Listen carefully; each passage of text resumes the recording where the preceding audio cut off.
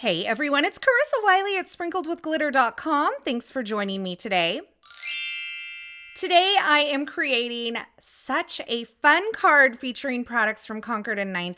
This is not only a shaker card, but it's a spinner card, and I'm going to show you how I put this together. Now, before we get into it, I wanted to kind of show you how this works so you can see there's a shaker window behind the Ferris wheel, but the Ferris wheel also spins. Now, I know the cars go upside down. It is like the Ferris wheel of death, but if you've been on the Ferris wheel at Disney California Adventure, then you probably have had this feeling before. So I'm using the Boardwalk stacks, dies, and coordinating stamps from Concord 9th. Now this is designed to create kind of a layered card with the stacks die that kind of is a 3D element that comes out, but I'm just using them on their own today to create a regular card. Now for my colors, I decided on a rainbow scheme. I have pink lemonade, honeysuckle, sorbet, buttercup, lemongrass. This is Tidepool, Lakefront, and fig. And I thought that was just such a bright, fun, colorful rainbow for our Ferris wheel cars today. I'm going to start with all of my die cutting, and I am starting with this large roller coaster track, and there are little cars that go on this. I did not use them. Now, when I ran this through the first time, I did not use my metal shim in my die cutting sandwich, and I did not get clean cuts on the entire roller coaster track. So I just ran it back through using my metal shim, and I got great results. Now I'm die cutting the Ferris wheel. I'm going to actually die cut this a few times from plain white cardstock and then one time from matte gold cardstock. And you might find something like a picker tool helpful in this situation. I have a panel of cardstock that measures 4 1/4 by 5 1/2, and I've die cut that using the Sunburst die from Concord 9th. I love this cover plate die. It is so much fun. Now I'm kind of getting a feeling for how this is all going to lay out on my card project. And once I've kind of dry fit that in place, I'm going to add some liquid glue to the back of my roller coaster track and lay it onto my card front. Now it is definitely overlapping on the bottom. There's some extra cardstock there. I will trim that off in just a bit. But for now, I'm going to use a piece of pebble cardstock and go over the base of that open area so that I kind of have a grounding point for the roller coaster.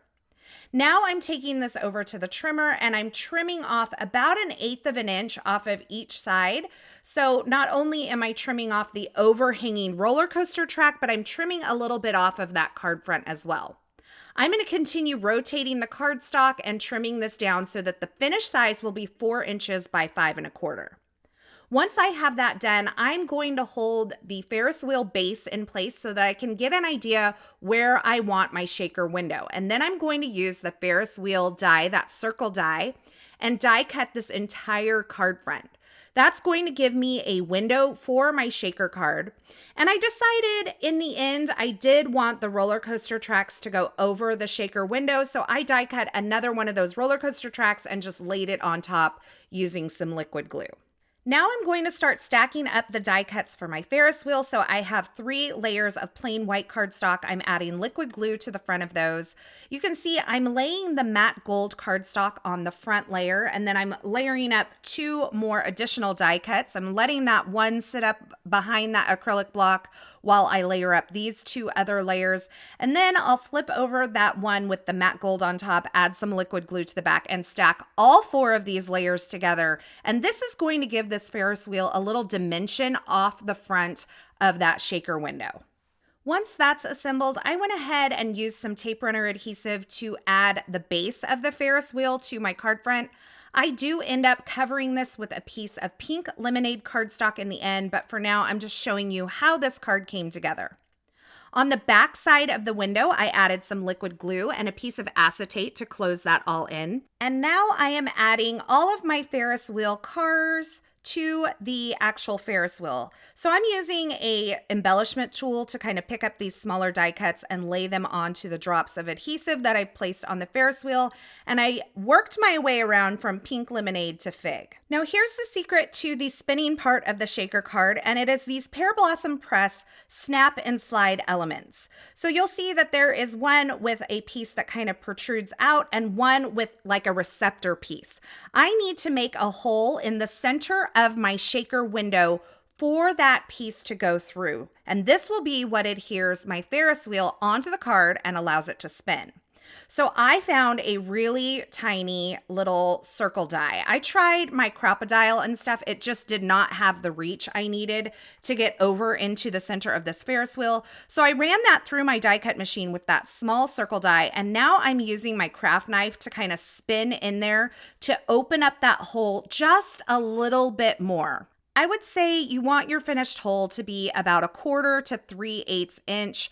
You don't want it to be too big because you don't want things to sneak through, but you want it to fit securely with that snap and slide. Once my hole was created, I stuck the piece with the protruding piece through that hole in my shaker window and snapped on the back side. And now I have this portion that will allow my Ferris wheel to spin.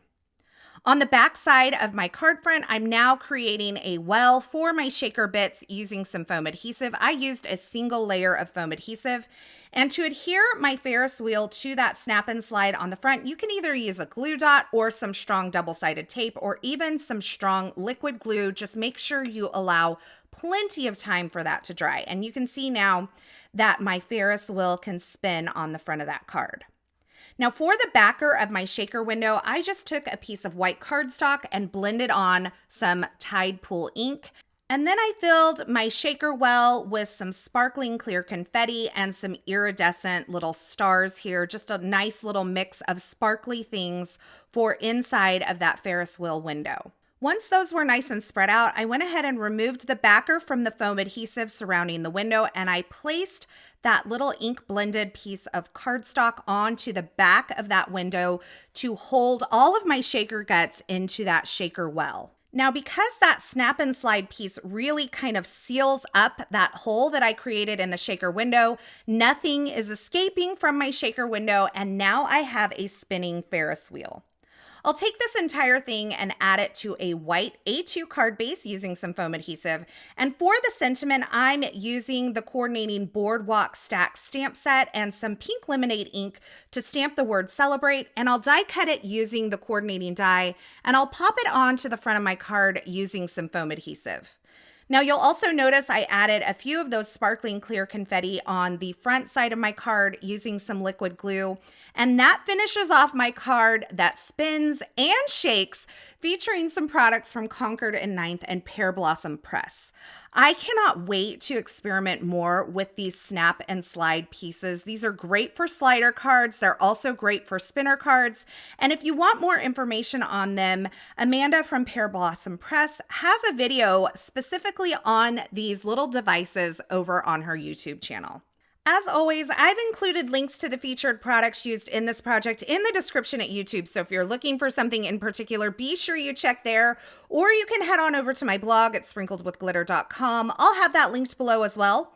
Over there, you'll find more still shots, more information, and a complete list of supplies. So what do you think? Is this something that you will try on your own? I love me a good shaker card, but when it spins as well, I can't get over it. Leave me a comment below and let me know what you think. As always, I want to thank you so much for stopping by and hanging out with me today. I hope you enjoyed this project, and I hope you enjoyed this video. If you did, be sure to give this video a thumbs up, and don't forget to subscribe and turn on the notifications here so you don't miss any of my paper crafting and card making video tutorials, as well as my Carissa Crafts live stream broadcasts. Thanks again for watching, and until next time, I hope you have a fabulous day.